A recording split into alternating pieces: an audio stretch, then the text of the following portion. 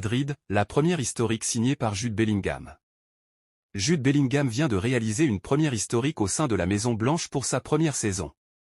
Ce samedi, c'est jour de fête du côté du Real Madrid même si les joueurs madrilènes vont pour l'instant se concentrer sur le choc contre le Bayern Munich et fêter leur sacre en Liga dignement la semaine prochaine. Les joueurs merengues ont en tout cas conquis un nouveau titre en Liga, qui est notamment le premier pour Jude Bellingham, sacré dès sa première saison en Espagne. 22 buts la première saison, du jamais vu au Real pour un milieu. Un Jude Bellingham qui a par ailleurs profité de cette saison pour inscrire sa trace dans l'histoire de la Maison Blanche. En effet, le milieu anglais arrivé de Dortmund l'été dernier, buteur face à Cadix ce samedi, a inscrit son 22e but de la saison sous les couleurs madrilènes. Ce qui est tout simplement du jamais vu pour un milieu de terrain dans l'histoire du club espagnol. Jamais un milieu n'avait marqué autant dès sa première saison au Real Madrid. Impressionnant. Le Real Madrid a changé d'avis pour Ferland Mendy. Le Real Madrid a pris sa décision. Carlo Ancelotti a demandé à ce que le défenseur français reste au club et les dirigeants madrilènes souhaitent maintenant prolonger son contrat. Ferland a réussi à dissiper les doutes, les débats et les rumeurs. À tel point que la proposition de renouvellement de son contrat est maintenant dans les cartons. Un accord est en passe d'être conclu les bureaux de Valdebebas, tant ses performances ne sont pas passées inaperçues cette saison. Le quotidien Marca affirme que rien n'est conclu pour le moment, mais les intentions du club avec celui qui est arrivé le même été que Luka Jovic et Eden Hazard ont changé ces dernières semaines. 5 ans plus tard, le meilleur recrutement est sans aucun doute celui du latéral, qui réalise sa meilleure saison en termes de régularité et de performance. Le soutien constant d'Ancelotti et le respect qu'il a gagné dans le vestiaire ont bien aidé. Ferland Mendy a convaincu tout le monde. Le club souhaitait un temps le vendre cet été pour faire une place à Alphonso Davies, mais sa solvabilité et sa sécurité défensive ont mis fin aux doutes. Carlo Ancelotti n'a d'ailleurs jamais caché qu'il considérait le Français comme le meilleur latéral gauche du monde sur le plan défensif. Avec 33 matchs cette saison, le Français est proche d'égaler son plus grand nombre d'apparitions, qui était en 2020 à 21 avec 38 matchs joués. En termes de qualité, la balance penche en revanche clairement en faveur de la saison actuelle. Alphonso Davies dans l'équation.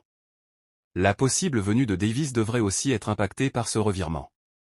Il était prévu au départ que le Canadien débarque au Bernabéu pour être titulaire à gauche, mais les performances de Mendy sont telles que l'actuel joueur du Bayern pourrait finalement arriver en soutien du Français, plus que pour prendre sa place.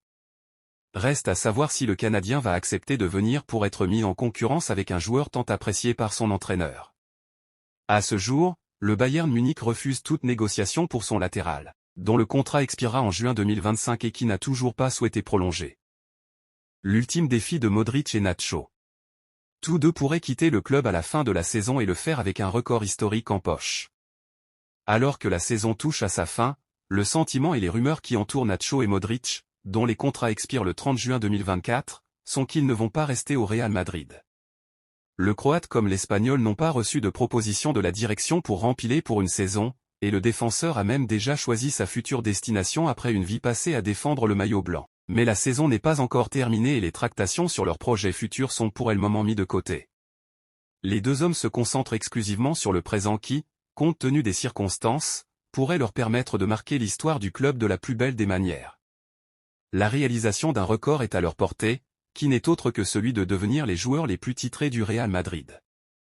Benzema égalé, et bientôt dépassé. Ce samedi, Modric et Nacho ont ajouté une Liga à leur palmarès en blanc avec le sacre du club madrilène en Liga, ce qui fait que tous deux comptent maintenant 25 trophées dans leur armoire. Ils ont égalé Karim Benzema et Marcelo qui détenaient le record autrefois détenu par Paco Gento et ses 23 titres, aujourd'hui dépassés. Ce possible record de Nacho et Modric passe évidemment par un 15e sacre du Real en Ligue des Champions. Les Merengues ne sont plus qu'à 2 matchs de l'atteindre. S'ils battent le Bayern au Bernabéu mercredi prochain et s'imposent ensuite en finale à Wembley, face au PSG ou Dortmund. Ce serait l'aboutissement d'une carrière au club qui, si elle devait s'achever cette année, figurerait parmi les plus incroyables pour Luquita, 38 ans, et Nacho Fernandez, 34 ans. Ce serait aussi une 6e Ligue des Champions soulevée pour chacun, un exploit qu'aucun joueur n'a jamais réalisé dans l'histoire de ce sport. Kyle Walker veut quitter Manchester City. Kyle Walker. Arrivé en 2017 à Manchester City, Kyle Walker a connu la gloire avec son club, multiple vainqueur de la Premier League, et récent vainqueur de la Ligue des Champions.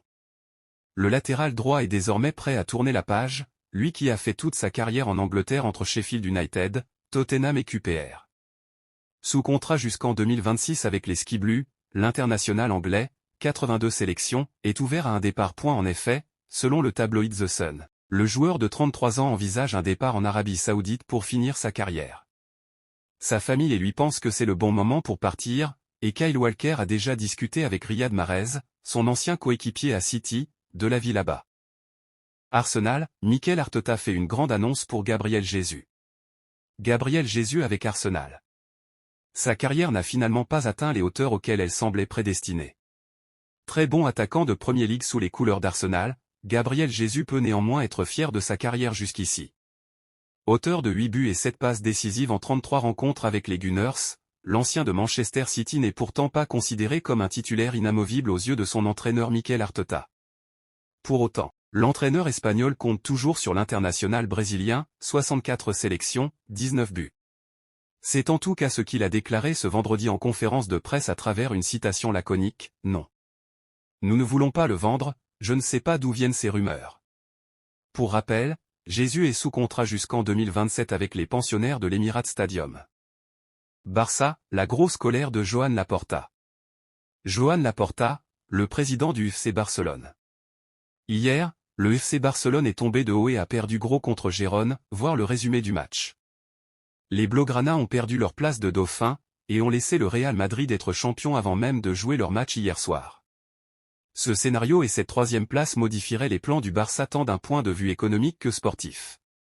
Pendant la rencontre, voyant le match lui filer entre les doigts, le président Joan Laporta a laissé sa colère s'exprimer, « Ce n'est pas possible », aurait-il dit à plusieurs reprises selon AS.